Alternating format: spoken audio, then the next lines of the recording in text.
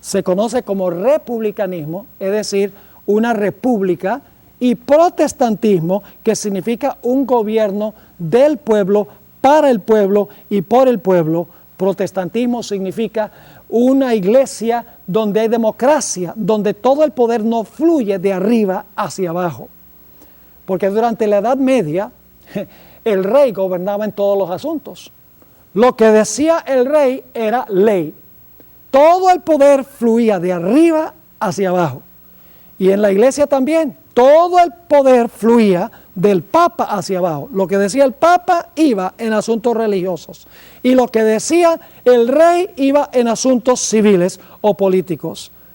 Pero los fundadores de los Estados Unidos establecieron un sistema radical, donde el gobierno sería del pueblo, para el pueblo y por el pueblo. Un gobierno a donde el poder no fluye de arriba hacia abajo, sino que fluye de abajo hacia arriba. Y a donde hay plena libertad civil y también religiosa. Quiero leerles una cita que se encuentra en uno de mis libros favoritos. Se llama El conflicto de los siglos. Toda persona debería leer este libro porque describe lo que está sucediendo y lo que pronto va a suceder en este mundo. En la página 495 dice, hablando de los fundadores de la nación: los fundadores de la nación procuraron con acierto que la iglesia no pudiera hacer uso del poder civil, con los consabidos e inevitables resultados, la intolerancia y la persecución. Los fundadores dijeron, ya aquí la iglesia no va a poder usar el poder civil, ni el poder civil va a poder inmiscuirse en las cosas de la iglesia. Ahora voy a tomar tiempo para leer algunos escritos de los fundadores de los Estados Unidos, para que ustedes puedan ver estos dos cuernos, una sola nación que reconoce los mismos dos reinos que reconoció Cristo, el Cordero de Dios. Esos dos cuernos representan libertad civil y religiosa, un gobierno civil y religioso donde cada uno funciona en su propia esfera. Permítame primero leer una cita que viene de George Washington, el primer presidente de los Estados Unidos. Escribió lo siguiente: él presidió la reunión donde se ratificó la Constitución de los Estados Unidos. Dijo lo siguiente: nunca hubiera colocado mi firma sobre la Constitución que fue redactada por la convención sobre la cual tuve el honor de presidir, si hubiera albergado la menor duda de que ésta iba a poner en peligro los derechos religiosos de cualquier sociedad eclesiástica. Y si hoy pudiese concebir de algún momento en el futuro en que el gobierno general se administrase de tal manera que la libertad de conciencia estuviese en peligro, les aseguro que nadie sería más celoso que yo en establecer barreras en contra de los horrores de la tiranía espiritual y de toda índole de persecución religiosa. Pues ustedes se acordarán que a menudo he expresado mi sentir de que cualquier persona que se porta como buen ciudadano y que es responsable solo ante Dios por sus opiniones religiosas debe ser protegido al adorar a Dios de acuerdo a los dictados de su propia conciencia. Fíjense, libertad civil y religiosa, que viva como buen ciudadano, pero en sus opiniones religiosas el gobierno no puede interferir. Benjamin Franklin, otro de los fundadores, tenía un sentido de humor muy interesante. Dijo lo siguiente: cuando una religión es buena, creo que se apoyará a sí misma. Y cuando no se apoya a sí misma, y Dios no se encarga de apoyarla, sino que los que la profesan se ven obligados a buscar la ayuda de los poderes civiles para sostenerla, es señal, creo yo, que es una religión mala.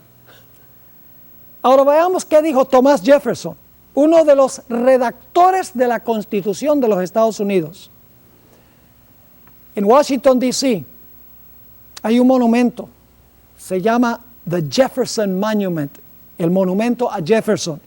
Ahí se encuentran grabadas en mármol las siguientes palabras: el omnipotente Dios creó la mente humana libre. todo intento de influenciarla por medio de castigos o cargas temporales es desviarse del plan del santo autor de nuestra religión.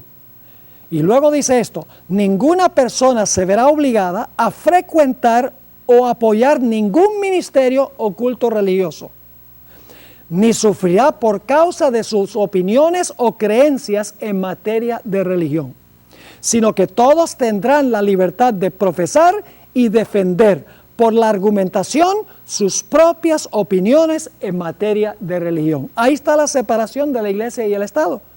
Dice, la mente humana es libre. Los castigos o cargas temporales para castigar los pensamientos de la gente está en contra de los principios. Y dice que el gobierno no puede obligar a nadie a frecuentar o apoyar ningún ministerio o culto religioso.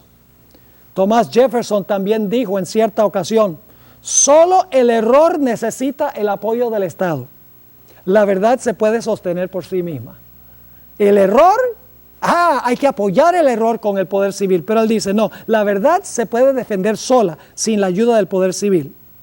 En otra ocasión, encontramos que dijo Jefferson, que tenía también un poquito de sentido de humor, dice, los poderes legítimos del gobierno se limitan tan solo a las acciones que le causan daño a los demás. Es decir, el gobierno civil solo puede intervenir en los asuntos o en las acciones que le causan daño a los demás. Y luego dice, a mí no me hace ningún daño si mi vecino cree que hay 20 dioses o ningún dios. Esto ni me roba dinero ni me quiebra la pierna. Interesante. En otra ocasión, Jefferson demostró el peligro que hay cuando los sacerdotes o los líderes religiosos toman control del gobierno. Encontramos que dijo lo siguiente: creo que la historia no nos da ni un solo ejemplo en que un pueblo dominado por un sacerdocio disfrute de un gobierno civil libre. Y finalmente Thomas Jefferson dijo, en todos los países y en todas las eras, el sacerdote ha sido hostil a la libertad. Siempre se alía con el déspota, apoyando sus abusos a cambio de su protección. Así que, mis queridos amigos, los fundadores de los Estados Unidos sabían muy bien que la iglesia puede funcionar muy bien sola y el Estado puede funcionar muy bien solo. Que hay un problema cuando la iglesia usa el poder civil. Los fundadores creían que había dos reinos en esta nación: la iglesia y el poder civil, no juntos, sino separados. En el año 1802, Jefferson le escribió una carta a la Asociación Bautista de Danbury, porque ellos le habían escrito una carta diciendo, tenemos miedo de que se nos va a quitar la libertad religiosa. Y encontramos que Jefferson les escribió una carta de respuesta diciéndole, no se preocupen, no se les van a quitar sus derechos religiosos. Quiero leer lo que dijo Jefferson, y es interesante que de aquí viene la idea de la pared de separación entre la iglesia y el Estado. Esto es lo que dijo Jefferson: creyendo como ustedes que la religión es algo que debe permanecer solo entre el hombre y su Dios, y que el hombre le debe rendir cuentas tan solo por su fe y culto a Dios, y que los poderes legítimos del gobierno alcanzan tan solo a nuestras acciones y no nuestras opiniones. Yo contemplo con soberana reverencia el acta de todo el pueblo americano, que declara que la legislatura no debe redactar ninguna ley que tenga que ver con el establecimiento de religión, ni que prohíba el libre ejercicio de ella, edificando así un muro de separación entre la iglesia y el Estado. Palabras de Thomas Jefferson. Él dice, debe haber un muro de separación entre la iglesia y el Estado. Ahora, ¿qué diríamos de James Madison o Jaime Madison? Se conoce como el padre